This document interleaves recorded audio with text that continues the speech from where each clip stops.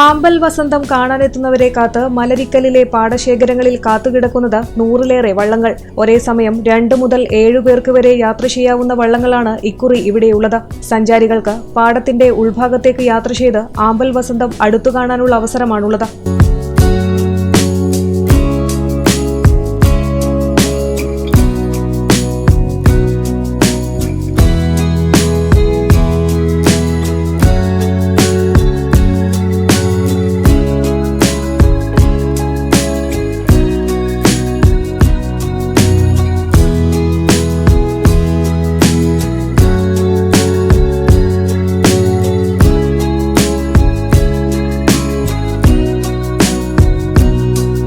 കിളിരൂർ പാലമിറങ്ങി മലരിക്കലിലോട്ട് കയറുന്ന ഭാഗം മുതൽ വള്ളങ്ങൾ നിരന്നു കിടക്കുകയാണ്. സഞ്ചാരികൾക്ക് പാടത്തിന്റെ ഉൾഭാഗത്തേക്ക് യാത്ര ചെയ്ത് ആമ്പൽ വസന്തം അടുത്തു കാണാനുള്ള അവസരമാണുള്ളത്.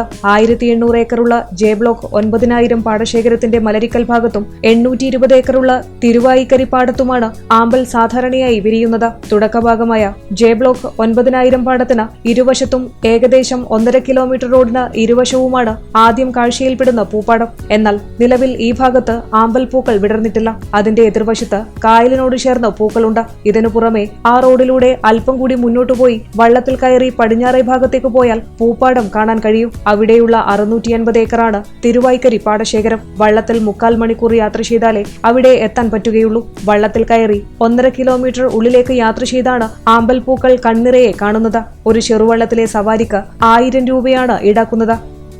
News desk, real news Kerala.